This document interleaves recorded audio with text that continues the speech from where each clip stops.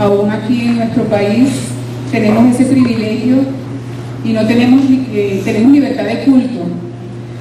Hay muchos países en el que no tienen este privilegio que tenemos hoy de estar reunidos como hermanos para adorar al único Dios vivo y verdadero, el que resucitó. La tumba está vacía y estamos esperando a nuestro Señor Jesucristo, ¿verdad? ¿Quiénes lo están esperando? Dígale al que está a su lado: estoy esperando a Jesús. Les invito por favor a colocarse de pies y a buscar en sus Biblias, en el manual de instrucciones que nos ha dejado nuestro Señor, en el Antiguo Testamento, el libro de Salmos, el capítulo 145. Salmos 145, y vamos a estar leyendo desde el versículo 1 al 3 y luego vamos a pasar del 8 al 10. Salmos 145. Alabanza por la bondad y el poder de Dios. Y leemos en el nombre del Padre, del Hijo y del Espíritu Santo. Te exaltaré, mi Dios, mi Rey, y bendeciré tu nombre eternamente y para siempre. Cada día te bendeciré y alabaré tu nombre eternamente y para siempre. Grande es Jehová y digno de suprema alabanza, y su grandeza es inescrutable. 8. Clemente y misericordioso es Jehová, lento para la ira y grande en misericordia. Bueno es Jehová para con todos, y sus misericordias sobre todas sus obras. Te alaben, oh Jehová, todas tus obras, y tus santos te bendigan. Qué bueno es nuestro Señor, ¿verdad? Sus misericordias son nuevas cada mañana. Y te damos gracias, Señor, porque tú realmente no nos das lo que nosotros nos merecemos. Dice la palabra de Dios que nosotros nos merecíamos ¿qué? El castigo, la muerte. Pero nuestro Señor Jesucristo se entregó voluntariamente, murió en la cruz y nos redimió. Resucitó y somos libres y salvos por su preciosa sangre, por ese sacrificio eterno que hizo en la cruz del Calvario. Estoy viendo a mi hermana. Bueno, bienvenidos entonces todos y vamos a alabar y adorar al Señor. Amén.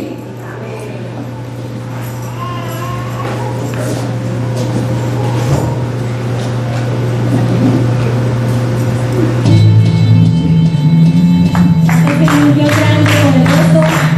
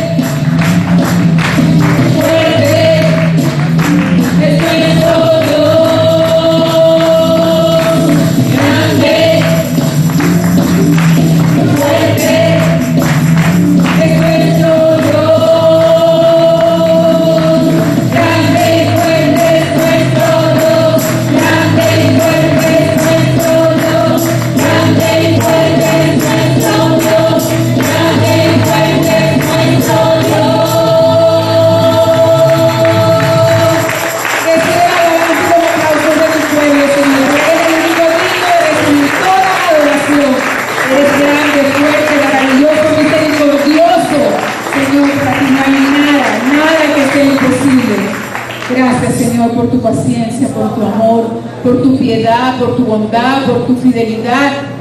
Gracias te damos, Señor, porque nos rescataste de allí donde estábamos sumergidos y nos diste vida eterna, Señor. Gracias, te adoramos, Señor. Y ahora queremos seguir en tu presencia, Señor, adorándote, Señor. Y algún día contemplaremos tu hermosura, Señor. Veremos tu rostro, te estamos esperando, Señor.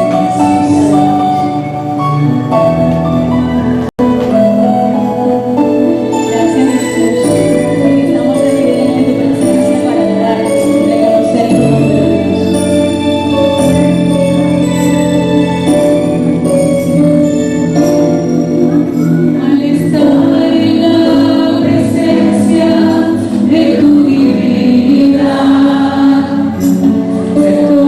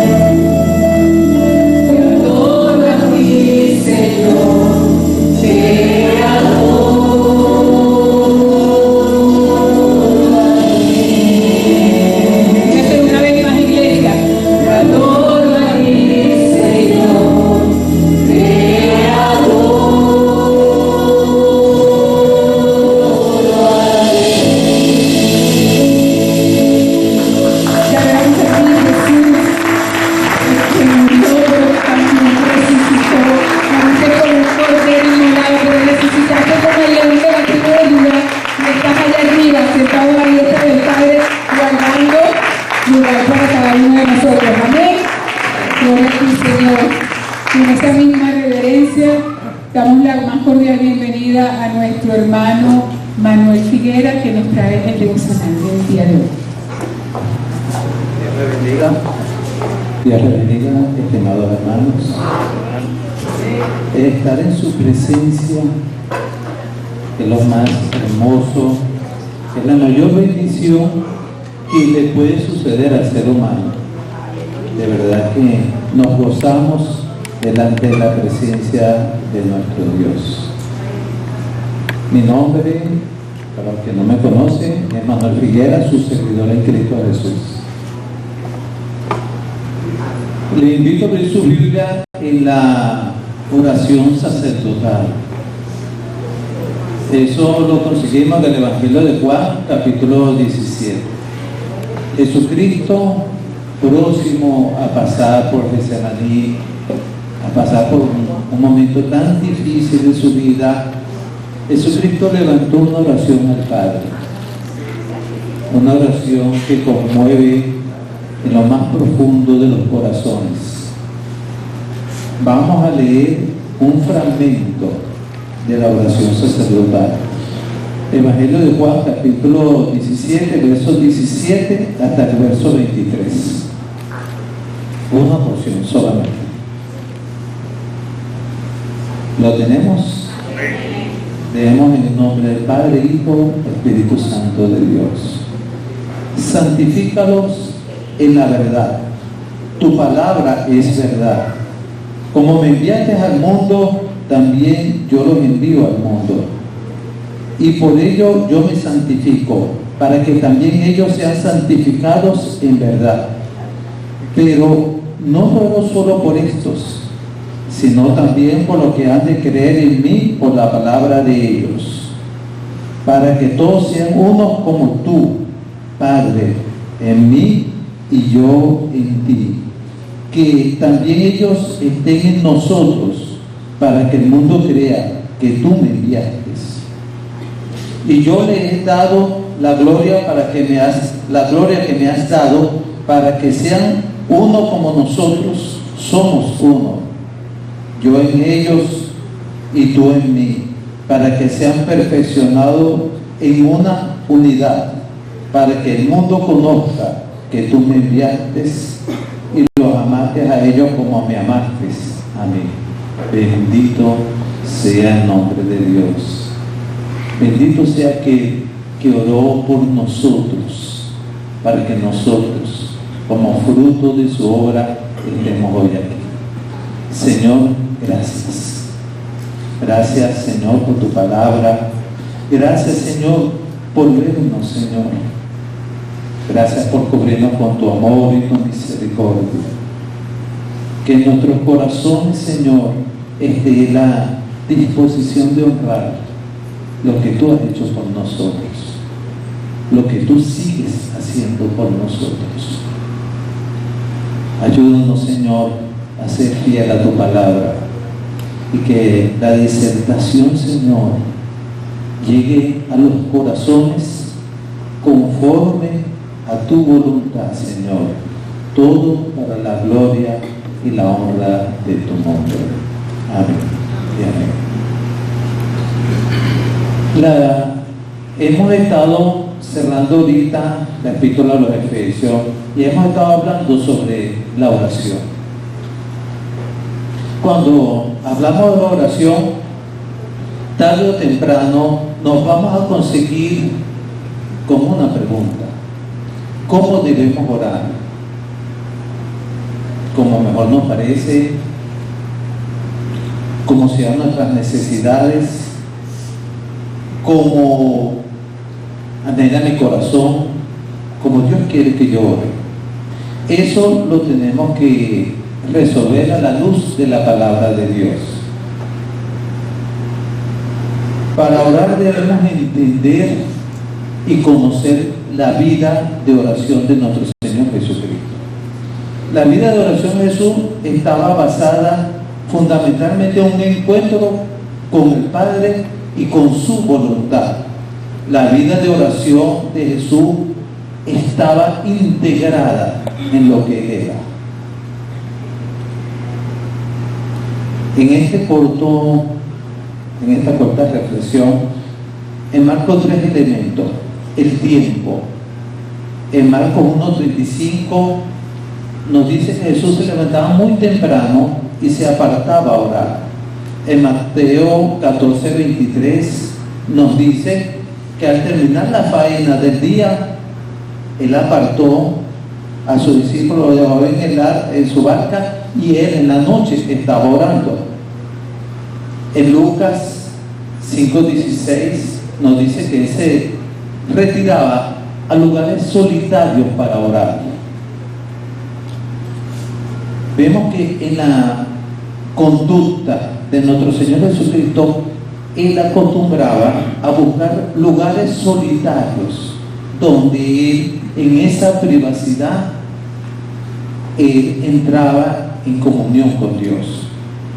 También otro elemento, sus decisiones. Las decisiones de Jesucristo la basaba previamente en una vida de oración y en la decisión del Padre. Vemos cómo nos dice la Biblia que Él pasó toda la noche orando para posteriormente a ello elegir los discípulos.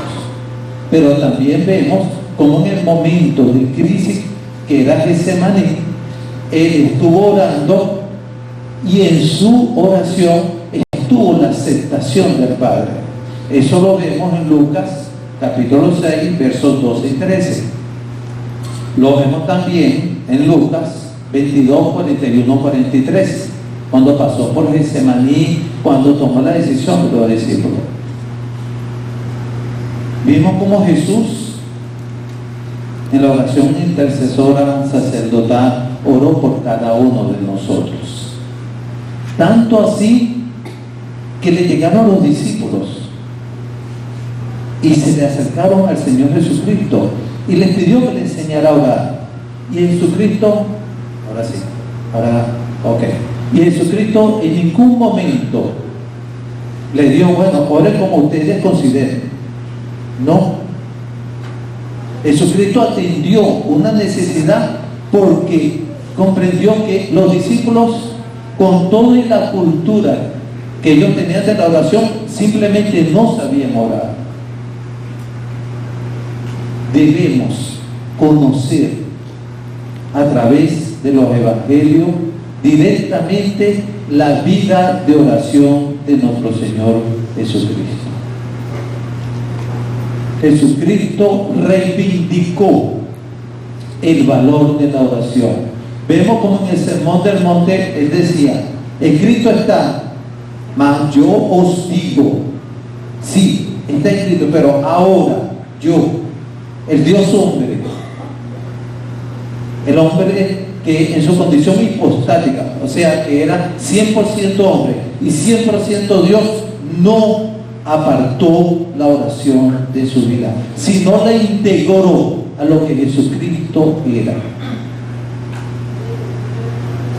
La iglesia de Jesucristo tiene una deuda con la oración, porque la oración no tiene poder, no. La oración ha sido rodeada, insertada de muchos aspectos folclóricos que la alejan de la palabra de Dios, como por ejemplo eso, la oración tiene poder. No, la oración no tiene ningún poder. Hay personas que no son cristianas y pueden orar a Dios y Dios en su misericordia los atiende, porque Dios es un Dios de misericordia. Ahora eso no quiere decir que sean hijos de Dios, porque la palabra dice que tienen que aceptar el Jesucristo y experimentar el nuevo nacimiento. Entonces, si no, no son hijos de Dios. Entonces, pero ¿qué sucede? Si queremos orar, debemos conocer la vida de Jesucristo. La Biblia nos dice en 1 Juan 5:14 que para orar tenemos que orar conforme a la voluntad de Dios. ¿Qué implica eso? Que para que nuestras oraciones produzcan el efecto basado en lo que Dios quiere, existen parámetros. O sea, no puedo orar como a mí se me ocurra. No, la Biblia no dice eso. La Biblia dice que mi oración es el fruto de una profunda comunión con Dios. Jesucristo vivía en una profunda comunión con Dios. Entonces, nosotros somos llamados a través del ejemplo de Jesucristo a vivir en una profunda comunión con Dios. Y que a través de esa profunda comunión con Dios, nosotros vamos a hacer la voluntad de Dios. A través de esa profunda comunión con Dios, vamos a pasar nuestras decisiones. Vamos a estar donde Dios quiere que nosotros estemos. Vamos a dar los frutos que Dios quiere que nosotros demos. Y vamos a tener a través de esa profunda comunión con Dios, basado en su palabra, no basado en lo que creamos o basado en lo que nos diga, sino basado en la palabra de Dios. Dios nos llama, mire, una vida sin oración es una vida sin Dios. Ahora, esto no puede ser un eslogan, esto tiene que ser un carácter de vida. Si nosotros tenemos una profunda comunión con Dios, en nuestros corazones lo único que va a haber es servirle al Señor. Va a querer, en nuestros corazones va a estar el anhelo de honrarlo, el anhelo de buscarlo, el anhelo de humillar nuestras vidas, el anhelo de tener los frutos del Espíritu Santo en nosotros, en la paz, el gozo. Tenemos que rescatar el concepto bíblico, no particular, porque Jesucristo en ningún momento dijo, bueno, ahora como a ti se te ocurre porque tú eres así. No, Jesucristo fue muy claro, y ahí en Marcos, el Evangelio de Marcos capítulo 6, nosotros podemos ver todas las indicaciones como Cristo atendió esa necesidad, y ante atender esa necesidad, Cristo dio el ejemplo con su vida. Y a raíz de ese ejemplo fue que nació la inquietud de sus discípulos. La oración es un encuentro que transforma las vidas. Busquemos a través de ello. Es el tiempo, este es el tiempo de buscar de Dios y de buscar a través de su palabra esa profunda. Miren, nosotros no sabemos qué va a pasar mañana. Eso crea incertidumbre. Pero estamos en los brazos de nuestro Padre, que provee nuestras necesidades, que libra la batalla por nosotros, que todos los días nos bendice. Rescatemos en nuestras vidas la oración, y en ello vamos a rescatar el propósito y el servicio a Dios, siempre a través de su palabra, como hemos leído. Nosotros somos cristocéntricos porque Él nos redimió, y bendito sea su nombre, y su misericordia es mejor que la vida y se renueva todos los días. Pero Dios quiere que nosotros estemos en el altar buscando de su presencia. Oremos. Señor, gracias. Gracias por ser nuestro Dios. Gracias por bendecirnos. Gracias por amarnos, Señor. Gracias por darnos el ejemplo, Señor, de esta profunda comunión, Señor. Ayúdanos a ser uno contigo como tú has sido con el Padre. Ayúdanos a crecer en tu gracia. Ayúdanos a conducirnos, Señor. Ayúdanos a tener el gozo, Señor, renovado día a día de tu presencia. Señor, no discutimos la justificación, no, ni la salvación. Señor, discutimos una profunda comunión contigo, para ver, Señor, y para amar como tú amas, para hacerlo todo para ti, Señor, pero con gozo, con disposición, para que el Espíritu Santo de Dios, Señor, nos siga guiando a toda verdad, para que nos redargullas. Señor, queremos ser lo que tú has planificado que nosotros seamos, Señor. Gracias por amarnos. Gracias por bendecirnos. Gracias por darnos de tu presencia, Señor. Queremos ser santos, porque tú eres santo, Señor. Te lo planteamos en el nombre que es por encima de todos los nombres, Señor. Y ojo, una vez más, te necesitamos. Ayúdanos que en nuestros corazones nunca, jamás se quite esa ansia, esa necesidad de expresarte, porque las puertas tuyas, Señor, siempre están abiertas para nosotros. Gracias por tu amor. En el nombre de Cristo Jesús. Amén. Y la iglesia dice amén. Gracias. Y hoy estamos iniciando una nueva carta. Hoy vamos a estudiar la carta que Pablo le escribió a la iglesia situada en Galacia. Pablo le escribió una carta a la iglesia, los hermanos en Galacia. Me pueden acompañar en sus Biblias. Busquen Gálatas. Gálatas. Y muy bien. A partir de hoy vamos a iniciar un viaje. Miren esa carretera, se ve sabrosa, se va aquí para la playa. A partir de esta semana vamos a iniciar un viaje. Y vamos a iniciar con la carta de Pablo a la iglesia en Galacia. ¿Qué vamos a hacer? Cada domingo se va a dar una predicación en donde vamos a ir avanzando poco a poco por esta carta, hasta, si Dios quiere nos permite, llegar hasta el final. Entonces les pedimos que nos acompañen en todo este trayecto para ver cuál es el mensaje que Dios estaba inspirando a Pablo a darle a la iglesia de Galacia. ¿Ok? Vamos, siguiente lámina. Gálatas. Esta carta probablemente fue escrita alrededor del año 50 al 56. Esta carta fue escrita aproximadamente del 50 al 56. Muchos piensan que seguido de esta carta, es decir, la siguiente carta que fue escrita por Pablo, fue la carta de Pablo a la iglesia en Roma. La carta de Pablo a la iglesia en Roma. ¿Qué pasa? Esta carta es muy interesante y es muy importante. Ya vamos a ver por qué en esta pequeña introducción. Pero les pido que presten atención. La carta de Pablo a los romanos tiene temas muchísimos, varios, amplios, y los estamos estudiando todos los jueves, allá en la sede de la iglesia. Pero entre esos temas destaca la justicia de Dios, la santificación del creyente, la gracia de Dios, el tema con la ley, la salvación. Entre muchos, todos estos temas doctrinales, la carta que Pablo le está escribiendo a los Gálatas está muy entrelazada con Romanos. Varios de los temas que realmente Pablo va a hablar aquí en Romanos están como mucho más extensos o explicados de una manera mucho más amplia. Entonces también los invito todos los jueves al estudio a los romanos en la iglesia. ¿Ok? Entonces, ¿en qué año fue escrita esta carta aproximadamente?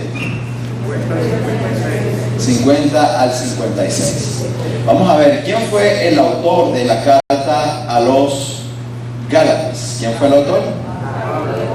Saulo de Tarso, o Pablo de Tarso, o San Pablo, o Pablito, o como le quieras llamar, fue el apóstol Pablo el que escribió la carta a los Gálatas. Todos sabemos quién la escribió ahora, ¿verdad? ¿Quién fue? Pablo. Pero ¿quién fue Pablo, o Saulo de Tarso, o Pablo de Tarso? ¿Quién fue este personaje? ¿De dónde lo hemos escuchado nombrar anteriormente? Nuestro querido Pablo, Saulo de Tarso, nació aproximadamente en el año 5 o al año 10. Está entre esas dos fechas, o entre esas fechas es probable que él haya nacido entre el año 5 o el año 10 después de Cristo. Pablo nació en Tarso. Tarso no es su apellido, Tarso es donde nació Saulo de Tarso. Tarso queda en lo que hoy se reconoce o lo que hoy se llama como Turquía.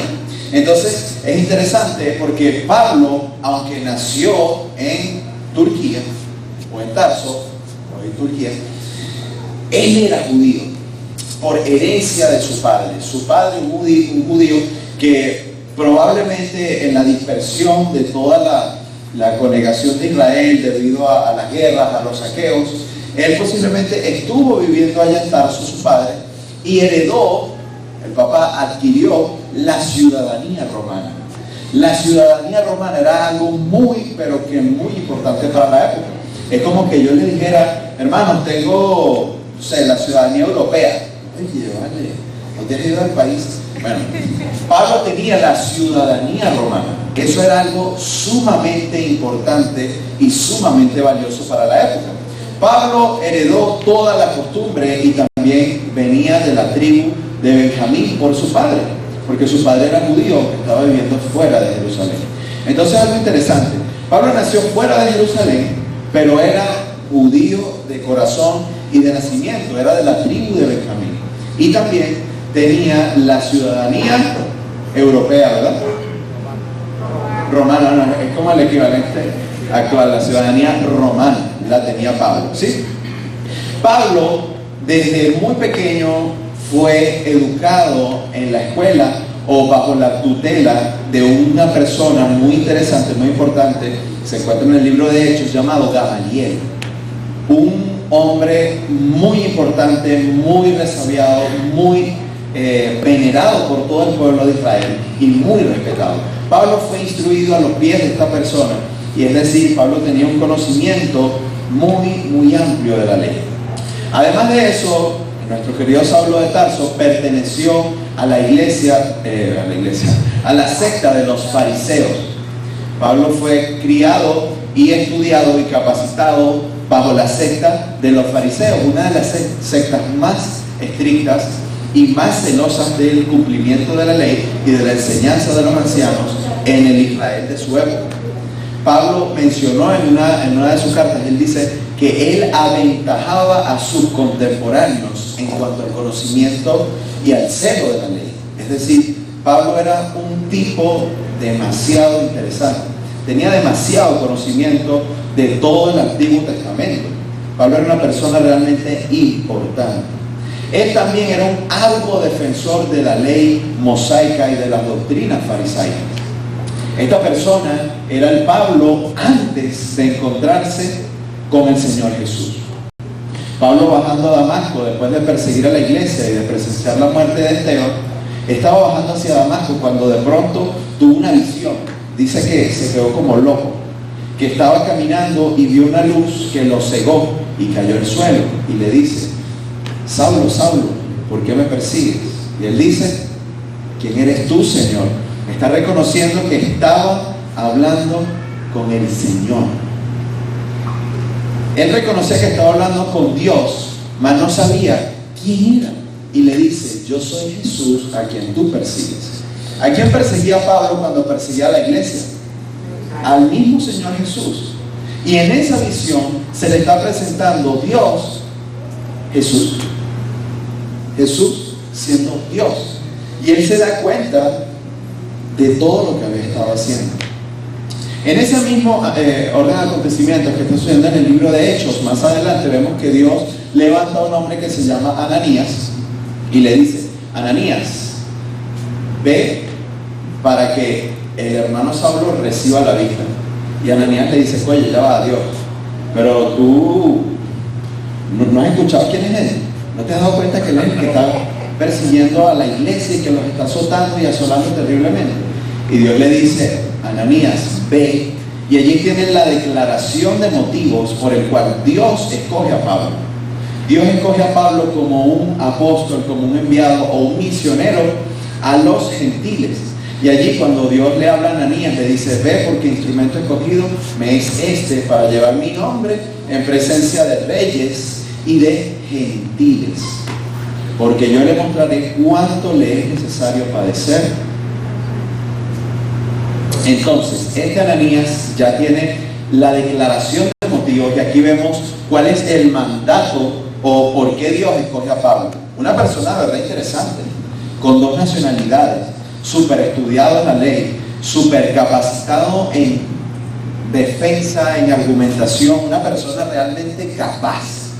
Y Dios lo escoge a él específicamente para una misión muy importante: apóstol o misionero a los gentiles. ¿Quiénes son los gentiles? Claro que sí, la gente que es muy educada. Entonces Pablo iba a hablarle a la gente que era muy educada, ¿verdad? No. Los gentiles, en la cosmovisión judía o como ellos veían las cosas, el gentil era cualquier persona que no perteneciese a la nación de Israel. Si era judío, si era griego, si era romano, si era africano, egipcio, samaritano, de donde fuera, pero no pertenecía a la nación de Israel, ellos le consideraban como gentil. Y Pablo fue llamado y comisionado para el mundo o el pueblo gentil, es decir, para el pueblo no judío. Dios lo escogió como un misionero.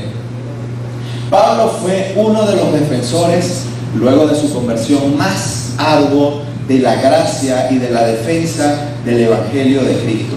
Es más, de todos los apóstoles que estuvieron con Jesús, él fue el que más hizo. El que más hizo. Incluso, si tú revisas tu Biblia, casi el 70% del Nuevo Testamento que tenemos en nuestra Biblia fue escrito por Pablo. Es decir, Pablo se las traía. Esta persona, Pablo, escribió la carta de Pablo a la iglesia, escribió la carta a la iglesia en Galacia. Esta carta tiene tiene un tema muy interesante. Hay un trasfondo detrás de todo esto. Pablo estaba defendiendo la libertad cristiana, pero no la libertad cristiana para hacer lo que nos da la gana, sino la libertad cristiana a las obras de la ley o del esfuerzo humano como un medio para ser salvo. Pablo estaba defendiendo la gracia de Dios y defendiendo el Evangelio de Cristo como lo único que puede salvar al pecador. Cristo es lo único que puede salvar al pecador. Y aquí tenemos esta ecuación interesante para memorizar y tenerlo en cuenta en las prédicas posteriores. Dice: Cristo más mi esfuerzo significa todo lo que tú puedas hacer bueno, tus buenas obras, que tú cuidas a los perritos, que tú vas a los hospitales y curas a los enfermos y das dinero a los necesitados. Todo eso se llama obras humanas. Dios no acepta nuestras obras humanas, entonces tenemos nuestra ocasión. Cristo más mi propio esfuerzo, mi obra humana es igual a nada. No podemos sumarle a la obra de Cristo. Y tenemos la ecuación de la parte de abajo, que es Cristo más nada es igual a todo. Solamente Cristo es suficiente. Y este es el tema que Pablo va a abordar en esta carta. Nos va a presentar como solamente la obra de Cristo es lo único que necesitamos para ser aceptados por Dios, ser justificados, ser santificados y aceptados en la familia de Dios. Solamente Cristo. Nada de obra y de esfuerzo humano. Pásame a la siguiente lámina, por favor. ¿Dónde estaba Galacia? Aquí tenemos un mapa que está mostrándonos Asia Menor y parte de Europa. Y allí vemos Galacia, está en amarillo, está señaladito, ¿lo ven? Si ustedes ven justo al lado de Galacia, está algo que se llama Cilicia, está muy chiquitito. Y abajo de Cilicia hay otras letritas que dicen Tarso. ¿Sí se dan cuenta? Pablo se conocía la zona. Pablo nació cerquita de Galacia. Pablo sabía la cultura. Pablo sabía quiénes eran las personas. Pablo conocía a muchas personas en Galacia. Es decir, esta carta de Pablo es una carta realmente legítima. Algo interesante de esta carta de Pablo a la iglesia en Galacia es que de todas las cartas del Nuevo Testamento, de la que menos se tiene duda de que su autor fue Pablo, de la que menos, pero que menos se tiene duda es Gálatas. Entonces vamos a estudiar una tremenda carta con un gran contenido bastante interesante. Una preguntita: ¿qué motivó a Pablo a escribir esta carta? Y aquí tenemos el contexto de la carta a los Gálatas. Algo muy interesante que estaba sucediendo en Galacia. Los hermanos que venían de Jerusalén, ¿cuántos han leído el libro de Hechos?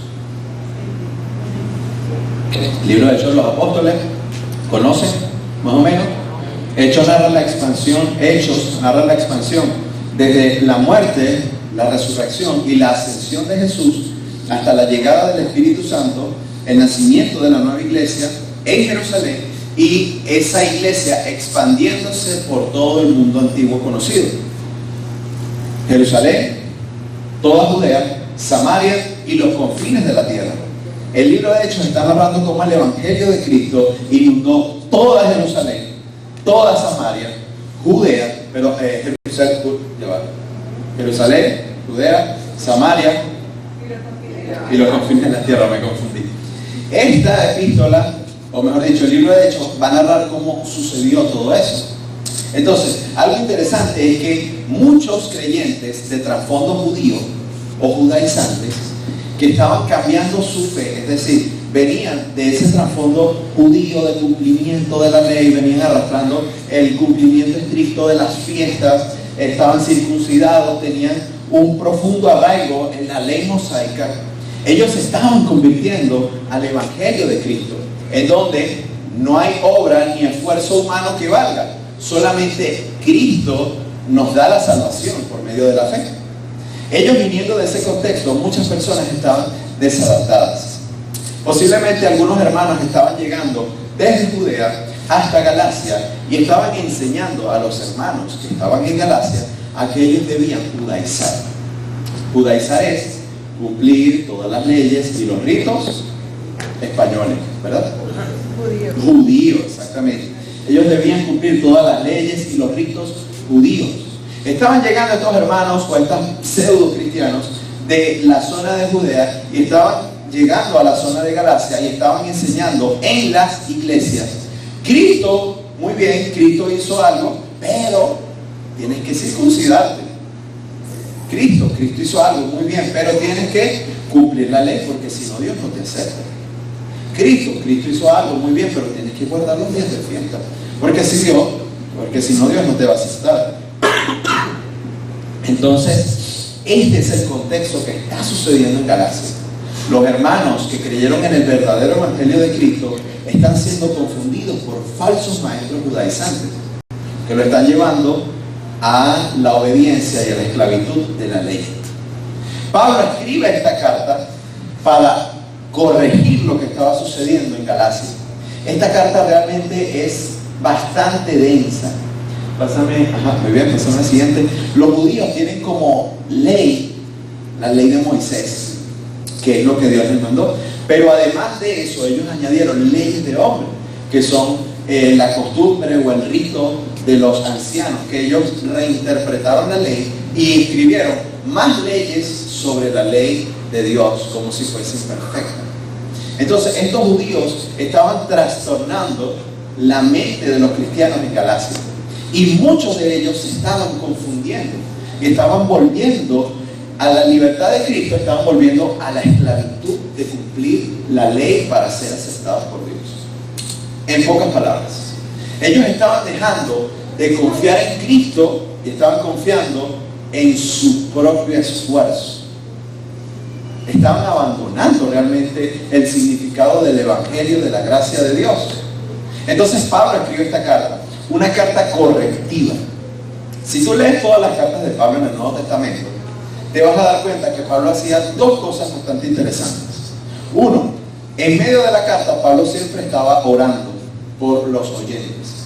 Lo puedes ver en Efesios, lo puedes ver en Filipenses. En medio de todas las cartas vamos a ver que Pablo estaba orando por los receptores de esa carta. Y punto dos, además de la oración, Pablo siempre exaltaba algún punto importante o digno de alabanza de la iglesia. Oye, les doy gracias, hermanos, porque han permanecido fieles. Les doy gracias porque solamente ustedes me han continuado apoyando, mis hermanos. Les doy gracias porque su testimonio se escucha en todas las regiones de Acaya. Pablo siempre alababa a los hermanos. Primero oraba por ellos y exaltaba alguna buena virtud de la iglesia. Pero en Gálatas, Pablo no hace ni lo uno ni lo otro. No hay ni una sola oración de Pablo en Gálatas. Simplemente es una carta total y absolutamente correctiva. Es decir, esta carta es un regaño a la iglesia o a las iglesias en Galacia. Pablo no ora por ellos porque realmente está corrigiendo lo defectuoso. Está como un médico que está limpiando una herida y sabes que restriega duro para que la infección o cualquier parte infectada se salga, que te dan con alcohol y un algodón así. Podríamos decir que la carta a los Gálatas es algo parecido. Incluso en la carta a los Gálatas vamos a encontrar el lenguaje más, podríamos decirlo, más falta de respeto o más groseros de Pablo. Pablo le dice a los Gálatas, le llama insensatos. Oh Gálatas insensatos, oh Gálatas tontos, Gálatas piensen, usen la cabeza. Esta es la carta donde tiene el lenguaje más fuerte de todo el Nuevo Testamento y es la carta donde Pablo regañó más duramente a sus oyentes. Si Pablo regañó a los hermanos en Galacia, ¿qué creen que nos espera a nosotros? Bueno, no. Vamos a estudiar la carta a los Gálatas para que no tengan que regañarnos, ¿verdad? Para que aprendamos de los errores de otros, ¿sí? Vamos a Gálatas capítulo 1, versículo 1, amén. Dice, Pablo, apóstol, no de hombre ni por hombre, sino por Jesucristo y por Dios, el Padre que lo resucitó de los muertos, versículo 2, y a todos los hermanos que están conmigo en las iglesias de Galacia. Pablo empieza, como es natural en sus cartas, identificándose a sí mismo y saludando. Él dice que él se llama Pablo. ¿Quién escribió la carta? Pablo. ¿La escribió otro hermano? No, esta es la carta que tenemos más segura de la escritura de Pablo. Pero Pablo se está identificando a sí mismo como siervo. En otros lugares Pablo se identifica como, apóstol. En otros lugares Pablo se identifica como siervo o como esclavo de Cristo. Pero aquí Pablo se está identificando directamente como un apóstol. Y no solamente se identifica, sino que aclara que su apostolado no se lo dio ningún hombre, sino que se lo dio el mismo Jesucristo. Cuando estaba viajando hacia Damasco, se encontró con él. Y el mismo Jesús lo encomendó como apóstol. Hoy en día tenemos un concepto bastante tergiversado de lo que es ser un apóstol. Vemos que en la televisión, en videos por internet, los apóstoles son personas como superpoderosas, que hablan durísimo y que hacen unas cosas que tú, wow. Pero la verdad es que el apóstol bíblico está demasiado alejado de eso. Pablo se identifica como un apóstol, pero interesantemente un apóstol tiene que cumplir con requisitos. Y eso es muy interesante porque podemos comparar con los apóstoles de hoy en día. ¿Será que estos apóstoles de hoy en día cumplen estos requisitos? Uno de los requisitos era haber visto o haber participado en el ministerio de Jesús. Los 3 años que Jesús estuvo aquí vivo en la tierra. Ese era un requisito. Otro requisito era haber visto a Jesús resucitado. Después de su resurrección, esos 40 días que él anduvo, un requisito era verlo resucitado, compartir con él. Y otro era que al apóstol lo seguían los milagros y las señales. Pablo cumplía todos estos requisitos. Pablo realmente podía decir que él era un apóstol. Es más, los milagros y las señales eran como una credencial que certificaba que su mensaje venía de parte de Dios. Hermanos, yo les voy a decir algo a ustedes hoy en día. Yo tengo nacionalidad europea, aunque no lo sepan. No, de verdad. ¿No me creen? Eiler, yo me llamo Eiler Arellano, y este apellido es italiano. Eiler Arellano. Yo tengo nacionalidad europea. ¿Me creen o no me creen? Muchos dirán, wow, estás loco. Certifícame que tú eres italiano de verdad. O sea, ¿cómo lo puedes comprobar? Y yo pudiese sacar una cédula o un pasaporte italiano, qué sé yo. Pero la verdad es que es mentira. Yo no soy ciudadano europeo porque no lo tengo. Y ustedes se dieron cuenta que no lo soy porque no tengo cómo comprobarlo. Imagínense que Pablo decía, yo soy un apóstol. Y Pablo comprobaba su apostolado por medio de los milagros y de las señales. Y ese era el sello que Dios daba a su ministerio. Era la manera de comprobar ante todo el mundo que Pablo o que los otros apóstoles realmente eran apóstoles de Cristo, con milagros y señales. Además de que, claro, estaban predicando el mismo mensaje del evangelio todos. Nadie estaba predicando un evangelio distinto, como estaban haciendo en Galacia. Entonces, Pablo era un apóstol. Y Pablo dice, mi apostolado no me invistió ningún hombre. Como vemos que a veces los pastores vean, no, voy a Estados Unidos, voy a Dominicana, porque allá hay un apóstol que me va a investir. Un hombre nombrando a otro hombre. Pablo le dice, mi apostolado no tiene intermediación. Mi apostolado fue directamente por Jesucristo y por Dios. Es decir, el apostolado de Pablo era totalmente legítimo. Pablo tenía que defender su apostolado en esta carta. Punto 1. Los falsos maestros que estaban viniendo desde Jerusalén a confundir a los cristianos estaban diciendo, Pablo no es un apóstol de verdad. Porque Pablo les enseñó que Cristo lo salva. Sí. ¿En serio? Y Pablo no les dijo que tenía que cumplir la ley. Ese Pablo está como equivocado. Ellos estaban confundiendo a los hermanos y estaban desmeritando el apostolado de Pablo para ellos quedar más arriba en autoridad y poder engañar a la gente. Entonces, uno de los propósitos que Pablo tiene con esta carta, además de defender la libertad cristiana, es defender también su apostolado. Va a defender su apostolado de los falsos maestros. Apóstol no significa superpoderoso. Apóstol no significa superpastor. Apóstol no significa el que habla más duro. Apóstol significa enviado. Y Pablo fue escogido como un enviado, un misionero hacia el mundo gentil, hacia el mundo no judío. Y Pablo nos empieza a decir aquí una pequeña fragmento en este saludo del Evangelio. Pablo fue comisionado por Jesucristo mismo y por Dios.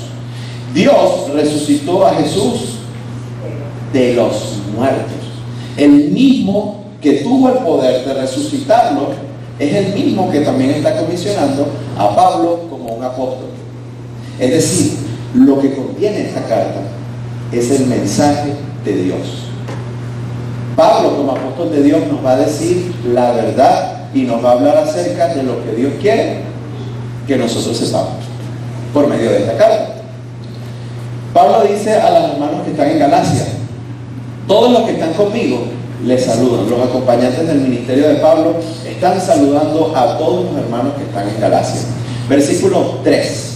Pablo le dice, gracia y paz a vosotros, de Dios nuestro Padre y del Señor Jesucristo.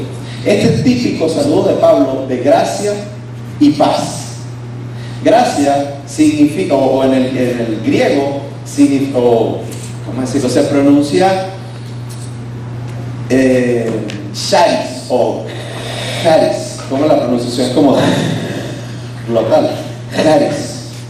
Ese es el griego y significa gracia. Ese era el saludo típico griego. A donde fuera un griego, charis. Y ese era un saludo muy formal y muy particular de los griegos. Pero Pablo no solamente saluda como saludaría un griego, sino que lo hace como lo haría también un judío. Y el saludo típico de los judíos es shalom, la paz de Dios, ¿no? Shalom.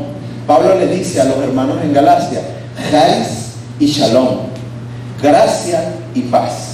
Está saludando tanto a los gentiles como a los judíos en la iglesia en Galacia. Pero no solamente eso, sino que en esa gracia y paz está oculta algo muy interesante. Nosotros fuimos salvados mediante la gracia de Dios, ¿sí o no? La salvación para nosotros es un regalo de Dios. No tuvimos que pagar nada por eso. Pero antes de ser salvados por Dios éramos enemigos de Dios, íbamos a la condenación eterna, rumbo al infierno, a ser eternamente atormentados con el Satanás y sus demonios. Ese era nuestro camino y nuestro destino. Pero por la gracia de Dios hemos tenido paz.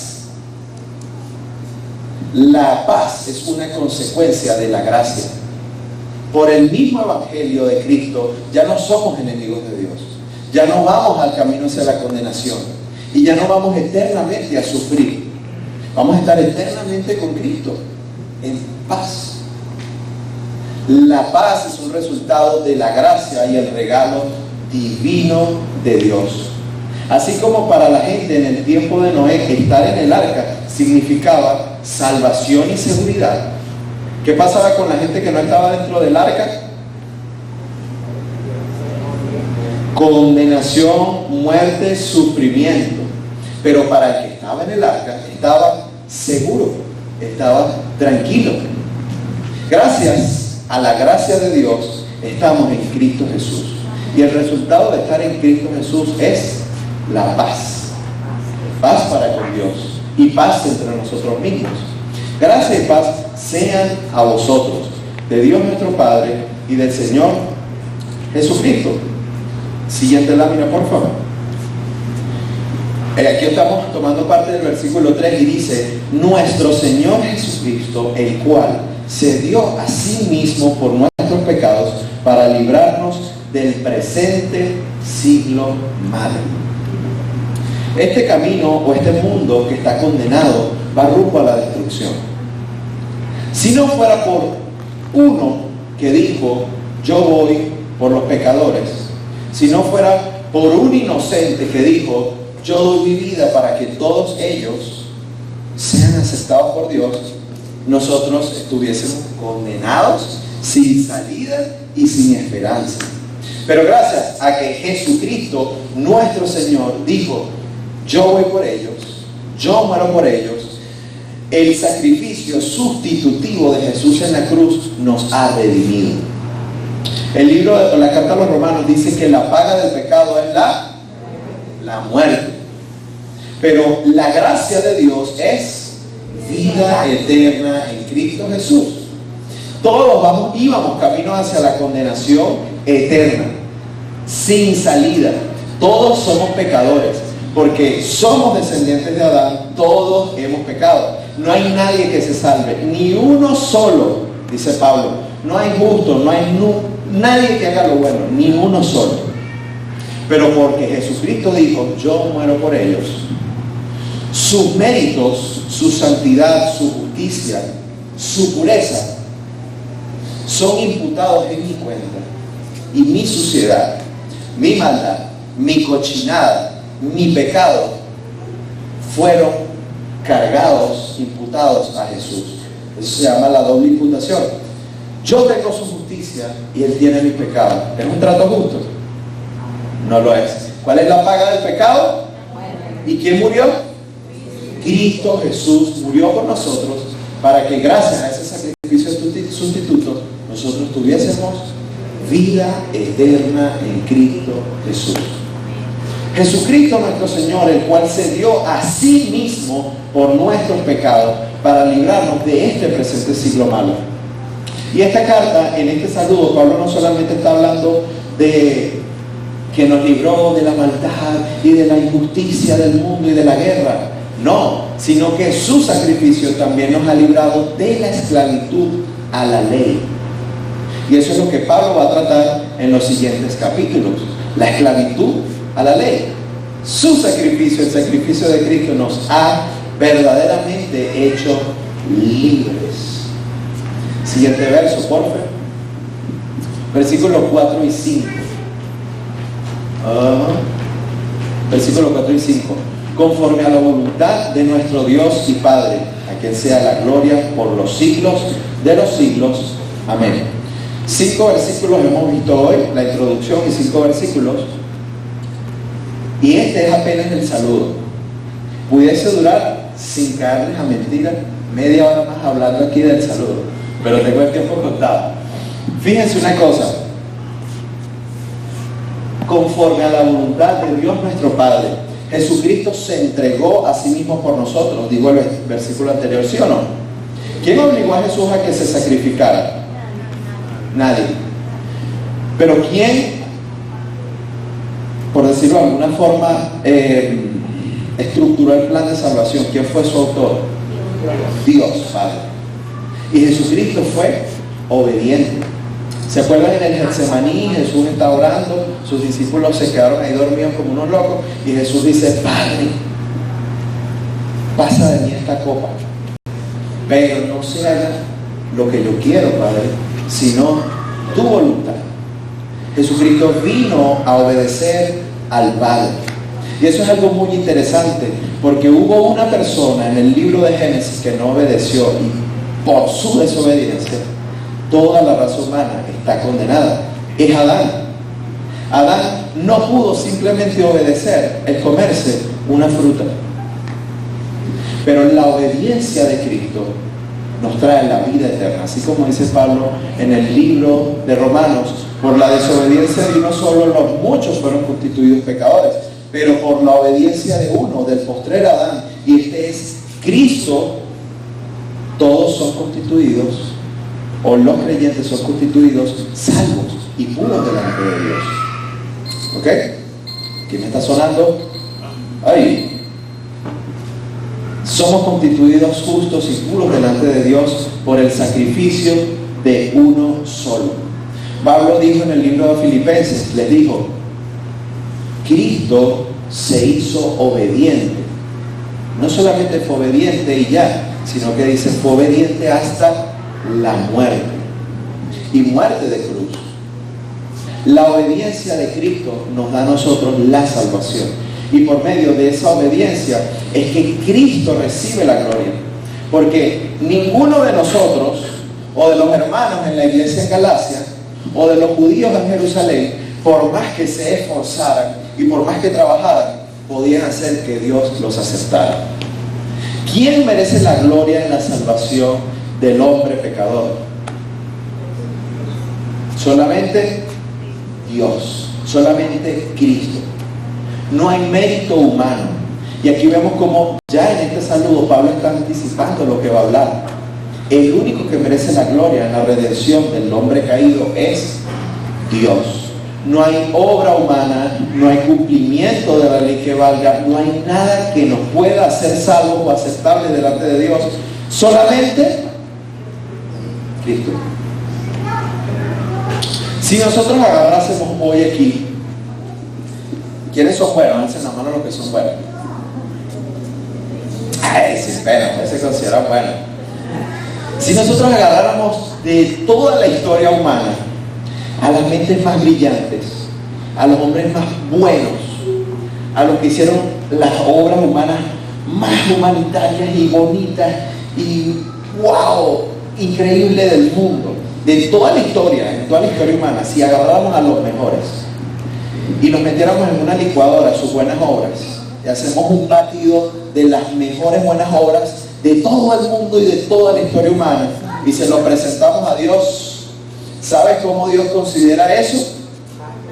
Lo dice el profeta Isaías, trapo de inmundicia. Dios considera la bondad y la justicia humana más buena como un trapo sucio, un trapo asqueroso, un trapo que es despreciable, un trapo de inmundicia.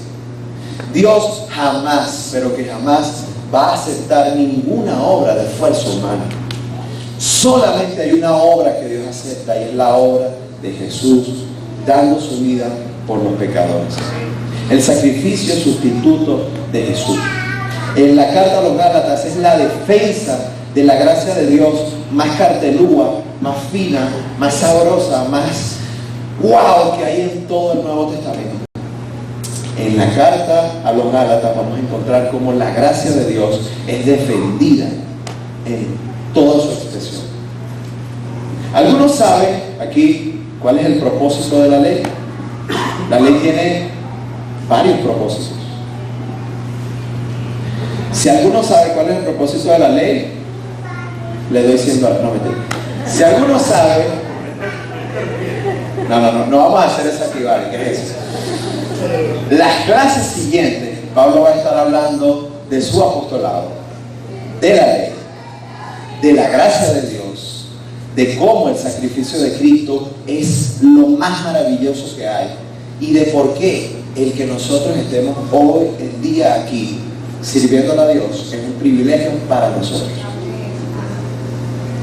Les animo, mis hermanos, a que estudien y sigan viniendo con nosotros todos los domingos a ver con nosotros la carta a los Gálatas. De verdad, no se van a aburrir, se van a quedar locos, les van a aprender, se les va a gustar. ¿No? Bueno, pero en buen sentido. Les va a gustar y van a aprender muchísimo. Los invito a que sigan viniendo. El único que merece la gloria en la salvación, en la redención, en la reconciliación y en la santificación de nosotros es Cristo Jesús. Vamos a ubicar la carta de Pablo a Gálatas, capítulo 1, y vamos a leerlo todos juntos, unánime, del versículo 1 al versículo 5. ¿Amén? ¿Lo tienen? Gálatas, capítulo 1, versículo 1 al 5. ¿Sí lo tienen? Vamos. Pablo, apóstol, no de hombres ni por hombre, sino por Jesucristo y por Dios el Padre que lo resucitó de los muertos, y todos los hermanos que están conmigo a las iglesias de Galacia. Gracia y paz sean a vosotros de Dios el Padre y de nuestro Señor Jesucristo, el cual se dio a sí mismo por nuestros pecados para librarnos del presente siglo malo conforme a la voluntad de nuestro Dios y Padre, a quien sea la gloria por los siglos de los siglos. Amén. ¿Ok? Entonces esto fue una breve introducción. La carta fue escrita del 50 al 56 aproximadamente. Su autor fue Pablo. La carta está abordando unos tópicos bastante interesantes y sigamos. Amén. Amén.